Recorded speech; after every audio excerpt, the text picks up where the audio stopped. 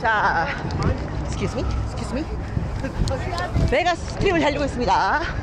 너무 좋아. 새로운 데를 다니니까 재밌어. 너무 재밌으니까. 너무 좋아.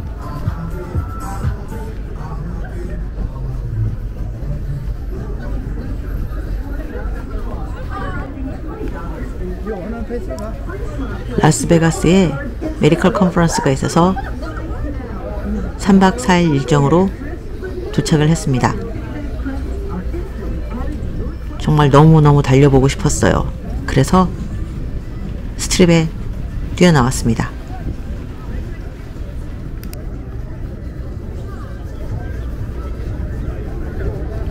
Are you running into my arms?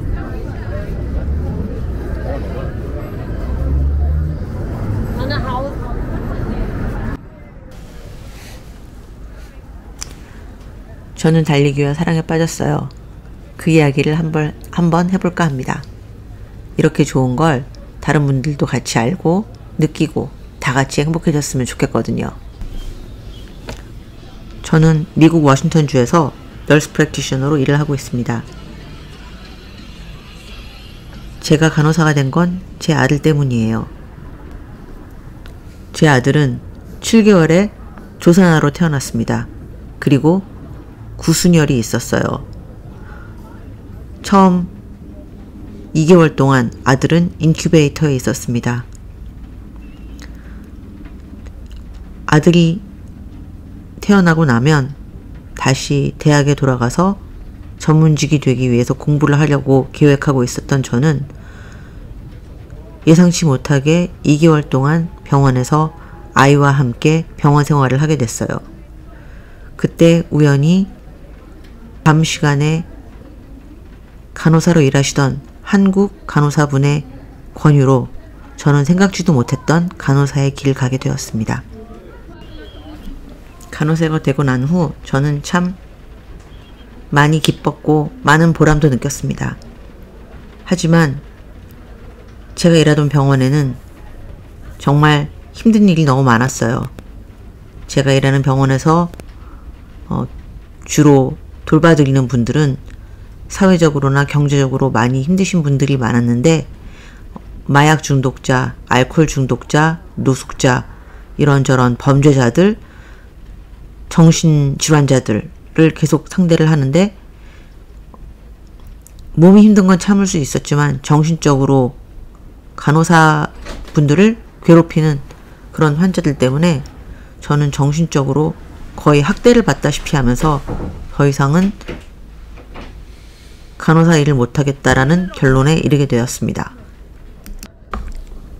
그래서 저는 많은 생각 끝에 대학원에 진학을 했고 널스 프랙티셔너가 되었습니다. NP가 되니 책임의 무게가 더 무거워졌고 하루 종일 어려운 결정을 하다 보니 보람도 컸지만 스트레스도 커졌습니다. 그 와중에 갱년기가 왔고 일은 너무 많아서 번아웃이 왔습니다. 그런 위기 속에서 코로나가 터졌고 한편으로는 제 개인적인 인간관계도 산산이 부서져 내리는 계기가 있었습니다. 코로나 때문에 일은 더 힘들어졌는데 일 끝나고 집에 오면 스트레스를 풀 길이 없어서 혼술을 시작했어요. 그 전에도 술은 좋아했지만 코로나 때문에 더 심해졌습니다. 매일 마셨어요. 저는 평생 맥주만 좋아했고 그 중에서도 라거 맥주만 좋아했습니다. 코로나 시기에 매일 2병에서 3병 정도씩을 마셨는데 그게 별거 아닌 것 같아도 나이도 있고 체력도 딸리는데 몇 년을 하다 보니 몸과 마음이 정말 피폐해졌어요. 특히 일을 하는데 머리가 예전 같지 않고 많이 둔해졌습니다. 이게 술 때문이구나 라는 생각이 들었지만 짐짓 갱년기와 번아웃으로 인한 우울증 때문이라고 스스로를 설득하면서 계속 마셨습니다. 그런데 밤마다 맥주와 야식을 하다 보니 너무 살이 쪄서 짜증이 나는 거예요. 그래서 저는 점심도 굶고 저녁도 굶으면서 술을 마시기 시작했습니다. 술은 포기할 수 없었으니까요. 그리고 휴일이면 대낮부터 마시기도 했습니다. 그런데 아들 보기가 너무 부끄러운 거예요. 술만 마시고 있으니까 말이죠. 물론 직장생활도 멀쩡히 하고 있으니까 나 자신을 합리화했지만 그래도 저 자신도 알고 있었습니다. 제가 알코올 중독이라는 걸. 그래서 아들 보기가 부끄러워서 쌓여가는 맥주병을 전에는 키친에 놔뒀었는데 갑자기 침대 밑이나 책상 밑으로 숨기기 시작했습니다. 그리고 맥주 마시는 걸 안 들키려고 마치 커피나 차를 마시는 것처럼 보이려고 텀블러에 맥주를 넣어서 마시기 시작했어요. 그리고 저는 매일 생각했습니다. 주말에만 마셔야지. 오늘은 안 마셔야지. 아니 그럼 오늘 딱 한 잔만 마셔보자. 저는 하루에도 수십 번씩 저 자신과 딜을 했지만 집에 오면 그 모든 게 소용없었습니다. 저는 계속 술을 마셨어요. 매일매일. 그리고 제 눈은 썩은 동태 눈알처럼 시뻘개졌고 눈도 잘 보이지 않게 됐습니다. 그럼에도 불구하고 저는 자꾸만 저 자신을 설득했어요. 아직은 마셔도 돼. 직장생활 잘하고 있잖아? 환자를 위험에 빠뜨린 적도 없어. 그러니까 넌 알코올 중독이 아니야. 그냥 번아웃이 온 것뿐이야. 맥주 한 잔도 못 마시면 네 인생에 뭐가 낙이 있니? 2021년 3월의 어느 날 저는 여느 때처럼 술을 마셨습니다. 그날따라 도수가 좀 센 처음 먹어보는 맥주를 마셨습니다. 그리고 다음날 일을 갔어요. 일을 갔는데 나는 없고 껍데기만 가 있는 것 같았습니다. 아무것도 생각을 할 수가 없었고 눈앞도 잘 안 보였어요. 저는 환자를 진료하지 못하고 그만 책상 위에 엎어져서 잠이 들었습니다. 도무지 일어날 수가 없었어요. 제 동료들은 제가 워낙에 평소에 성실하게 일하는 사람이니까 좀 아파서 그런가 보다 하고 아무도 저를 의심하지 않고 고맙게도 저에게 좀 쉬라고 하면서 제 환자들까지 다 진료를 해주었습니다. 퇴근 후에 겨우 집에 오기는 했는데 저의 정신적 충격은 너무나 컸습니다. 이제 더 이상은 제가 알코올 중독자라는 걸 부인할 수 없었어요. 저는 고기능 알코올 중독자였습니다. 일상생활은 아직 그런대로 문제없이 해내고 있지만 그건 마치 시한폭탄과 같았어요. 지금 당장은 당분간 더 술을 마시고도 버틸 수 있겠지만 과연 얼마나 그럴 수 있을까? 저는 자신에게 질문하지 않을 수 없었습니다. 더군다나 제가 계속 술을 마시면서 생업에까지 영향을 주게 된다면 생명을 다루는 사람으로서 큰 잘못을 저지르게 될 수도 있다는 걸 저는 인정할 수밖에 없었고 제 가정도 파멸될 거라는 걸 부정할 수 없었어요. 저는 결정을 내려야 했습니다. 계속 술을 마실 건지 아니면 여기서 멈출 건지. 알코올 중독이기 때문에 술을 조절해서 마신다는 건 불가능했어요. 선택지는 단 두 개였습니다. 계속 마시든지 아니면 영원히 술과 이별하든지. 계속 술을 마실 경우 결국 누군가의 생명에 해를 끼칠 수 있고 내 가정을 파괴시킬 수밖에 없다라는 그 준엄한 사실을, 그동안 그렇게 외면해왔던 그 사실을 저는 드디어 무겁게 받아들였습니다. 그리고 저는 선택을 했어요. 내 가정과 일과 나의 삶을. 그리고 그날부터 저는 단 한 방울의 술도 입에 대지 않았습니다. 그렇게 마음을 먹고 술을 끊었더니 너무 신기하게도 술에 대한 갈망은 약 이틀 정도 계속되다가 멈춰버렸습니다. 하지만 금단 증상은 그렇게 쉽게 사라지지 않았어요. 술에 절어버린 제 두뇌와 몸이 계속해서 술을 찾았거든요. 술을 끊으면 몸이 금방 좋아질 거라고 생각하지만 그렇지 않습니다. 일단 엄청나게 피곤해져요. 술이 주는 에너지가 분명히 있거든요. 술 기운으로 일한다는 말도 있지 않습니까? 예전 농부들은 막걸리를 마시면서 일을 했고요. 그런데 술이 없어지니까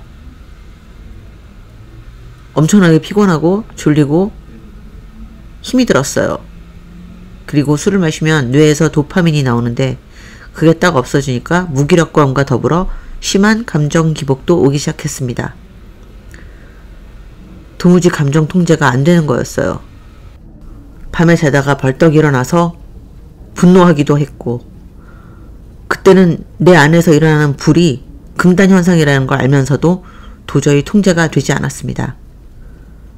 하지만 술을 끊고 한 3개월쯤 지나니까 늘 시뻘겋게 충혈돼 있고 시력이 나빠졌던 눈이 멀쩡해졌고 아무리 치과에 가고 열심히 양치질을 해도 입에서 늘 나던 냄새가 싹 사라졌습니다. 머리가 맑아지면서 점점 일의 능률이 늘었고요. 전에는 1시간 해야지 할 수 있었던 일을 40분 정도면 다 하게 되었습니다. 그리고 견갑골 사이가 항상 아파서 고생을 했는데 그것도 사라졌어요. 수면의 질도 엄청 좋아졌고 피부는 꿀피부가 되었습니다. 그리고 너무 신기한 게 자고 나면 에너지가 항상 100% 충전되는 거예요. 왜 스마트폰을 사면 처음에는 배터리가 잘 안 닳다가 나중에는 금방 닳잖아요. 제가 술을 마실 때는 자고 나도 잘해봐야 배터리가 70% 정도 충전되는 기분이었고 4시간이나 5시간 지나면 제 체력 배터리가 완전히 방전되는 느낌이었는데 술을 끊고 나니까 자고 나면 항상 100% 충전되고 하루 종일 힘들게 일을 하고 와도 배터리가 아직 60에서 70%는 차 있는 느낌이었습니다. 그리고 술을 안 마시니까 저녁 시간이 생겼어요. 전에는 집에 와서 술 마시고 쓰러져 자느라고 저녁 시간은 저에게 없었는데 이제는 시간이 남아도는 거였습니다. 그 시간을 어떻게 써야 하나 고민하다가 책도 읽어보고 밀린 영화도 봤지만 뭔가 새로운 놀이를 하고 싶었고 그때 유튜브를 시작했습니다. 술로 달랬던 제 우울증과 갱년기 증상을 유튜브를 하면서 불특정 다수에게 떠들어대기 시작하면서 그리고 그렇게 많지는 않았지만 몇몇 분들과 유튜브를 통해서 소통을 하게 되면서 저의 감정은 점점 치료를 받기 시작했어요. 하지만 저에게는 다른 일이 생겼습니다. 제가 몸담고 있는 직장에서 사람과의 관계 때문에 큰 문제가 있었어요. 저에게만 국한된 것이 아니고 좀 골치 아픈 일이었습니다. 결국은 그 일 때문에 오랜 기간 동안 많은 사람들이 고통을 받았고 저 역시 예외는 아니었죠.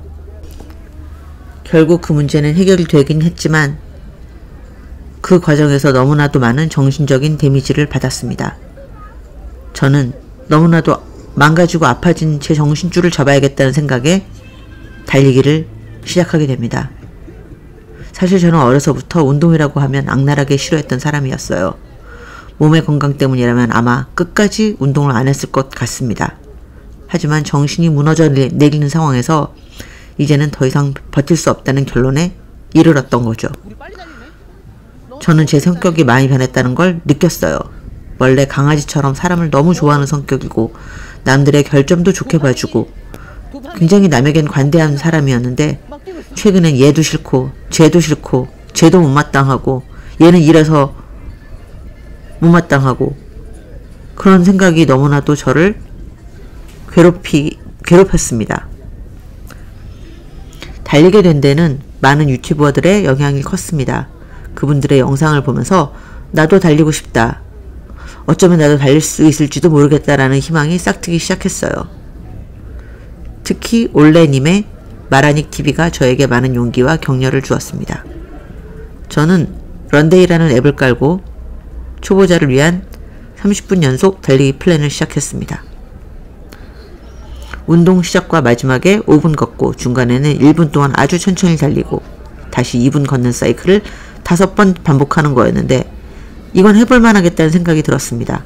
일단 진입장벽이 낮으니까 심리적인 저항감이 적었고 믿져야 본전이다 라고 생각하고 시작을 했어요. 많이 힘들지는 않았지만 쉽지도 않았습니다. 그래도 다 하고 나니까 뭔가 해냈다는 성취감이 있었고 왠지 자랑스러웠어요. 저는 그렇게 어린애가 걸음마를 배우듯이 달리기를 시작했습니다. 런데이와 함께 달리면서도 사실 정말 8주 만에 30분간 쉬지 않고 달릴 수 있을 거라곤 저 자신도 믿지 않았습니다. 6주까지 훈련을 마쳤을 때도 아마 2개월 정도는 더 훈련해야 30분 연속 달리기가 가능할 거라고 생각했어요. 그런데 7주차가 되니까 이거 되겠다? 하는 생각이 들었고 8주차 1대 25분 연속 달리고 나서는 그 자리에서 눈물이 터져나왔어요. 뭐라고 설명할 수 없는 감동이었습니다. 아, 이제 나는 평생을 달리는 사람으로 살겠구나 라는 깨달음이 오는 순간이었죠. 그래서 당장 10K를 신청해서 완주를 했고 너무 자랑스러워서 그 영상을 제 유튜브에 올리기도 했습니다. 그렇게 운동을 싫어했다는 제가 어떻게 이렇게 달릴 수 있었을까요? 그저 단순히 달리는 게 좋다는 당위성 때문이었을까요? 아니었습니다. 사실 달리고 나면 기분이 너무 좋아지는 거였어요. 기분이 좋으니까 자꾸 달리고 싶어지는 거였습니다. 일하면서 스트레스를 받다가도 아, 오늘은 집에 가서 달리는 날이다 라는 생각을 하면 혼자서 실실 웃고 있는 저 자신을 발견했어요. 제가 달리기를 정말 좋아하게 된 거였습니다. 제 머릿속에서, 제 두뇌에서 온갖 좋은 호르몬은 다 쏟아져 나오는 듯 했습니다. 마음의 근육이 단단해진다는 느낌을 불과 며칠 만에 느낄 수 있었어요. 와, 달리기가 정말 대단하구나 라는 생각을 하면서 저는 정말 놀랐습니다. 그런데 더 놀랄만한 일을 곧 깨닫게 됐어요. 저는 평생 손톱을 물어뜯고 살았습니다. 제가 기억할 수 있는 가장 어린 나이 때부터 그랬어요. 손톱만 물어뜯는 게 아니라 주변의 살도 물어뜯었습니다. 제 손은 늘 피투성이었고 끔찍했어요.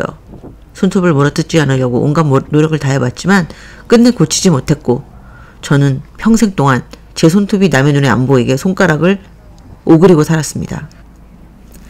네일샵에서 젤 네일을 붙이면 너무 딱딱해서 물어뜯을 수가 없어서 도움이 됐지만 그렇게 흉한 손가락을 네일샵에 가서 선생님 앞에 내놓는 게 너무 부끄럽고 괴로웠어요. 그리고 사실 저는 직업상 젤 네일을 하면 안 되는 사람이라 어쩌다가 불가피하게 네일을 붙이게 되면 눈치가 보였습니다. 게다가 너무 바빠서 네일을 다시 하러 가지 못하면 2, 3주 만에 젤 네일이 밀려 올라갔을 때 다시 그 틈을 미친 듯이 뜯어냈어요. 그런데 제가 너무 싫었습니다.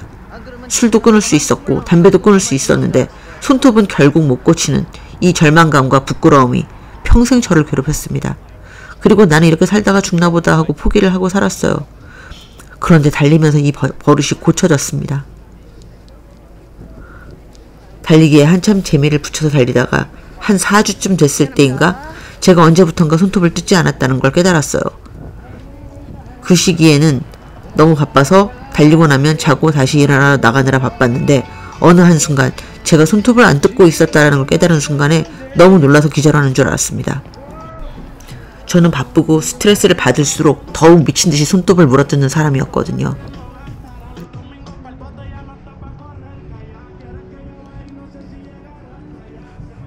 미안해. 일로 갈 거야? 일로 올라가는 거야? 올라가는데 막아놨는데? 아, 일로 가야 되는 거야? 그래서 저는 더더욱 달리기가 좋아졌습니다. 이제 저는 죽을 때까지 달릴 이유가 남들보다 적어도 하나 더 있어요. 뛰는 게 불가능하구나, 스트립에서. 그래도 그나마 어저께는 금요일 낮이어서 와, 이게 안 되네. 안 되네. 솔직히 이러다가 다시 손톱을 물어뜯으면 어떡하나 하는 불안한 마음도 있었는데 저는 계속 손톱을 물어뜯지 않고 있습니다. 달리면서 나오는 온갖 좋은 호르몬들이 저의 불안하고 신경질적인 성격을 다 감싸주는 것 같습니다. 저는 달리면서 너무 행복해졌고 스트레스를 받아도 툭툭 털어버리게 되었어요. 마음의 근육이 강해지니까 스트레스에 예전처럼 예민하게 반응하지 않는 저 자신을 발견했습니다. 쿨다운? 난 쿨다운 하라는 줄 알았어. 시끄럽고 소리도 안 들리고. 야, 계단이 더 많다. Excuse me. 여기 어디야?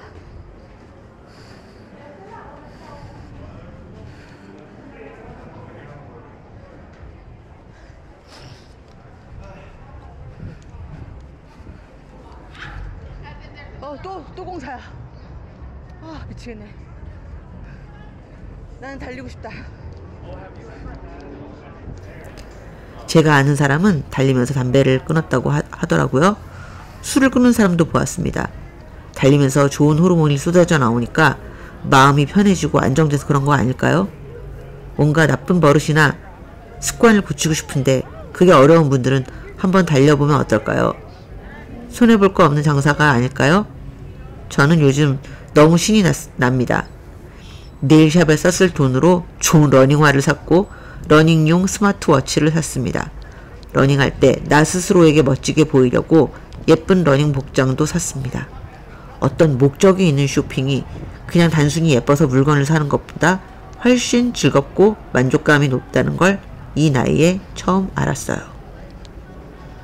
저는 평생 제가 뭘 좋아하는지도 모르고 살았고 꿈도 없었습니다. 늘 일만 하고 집에 오면 쓰러지는 제가 안쓰럽고 불쌍하다고 생각했지만 뭘 해야 할지 알지 못했어요. 그런데 이제 저는 제가 뭘 좋아하는지 알아요. 저는 달리기를 좋아합니다. 저는 이제 꿈도 생겼어요. 세계 6대 마라톤 대회에 나가는 게 제 꿈이에요. 저 반드시 해낼 거예요.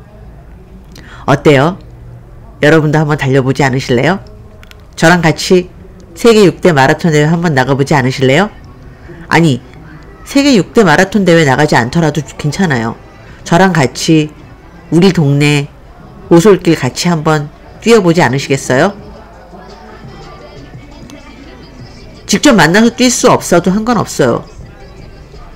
우리 서로가 있는 곳에서 뛰면서 같이 뛰는 이야기하고 서로 공유하면 되지 않을까요?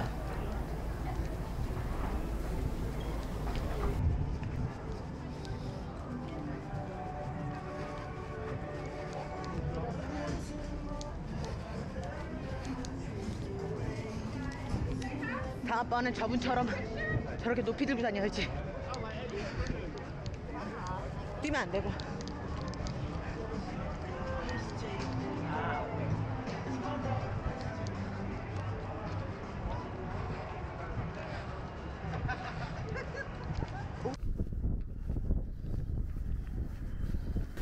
여기는 유명한 스피어입니다.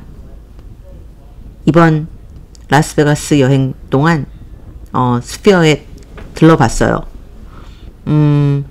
굉장히 재미있는 경험이었습니다. 이곳은 제가 너무너무 사랑하는 벨라지오 호텔입니다. 호텔 앞에 호숫가를 달렸어요. 작년에 왔을 때만 해도 저는 달리는 사람이 아니었습니다. 그래서 저는 제가 이곳에서 달리게 될 거라고는 꿈에도 생각하지 않았어요.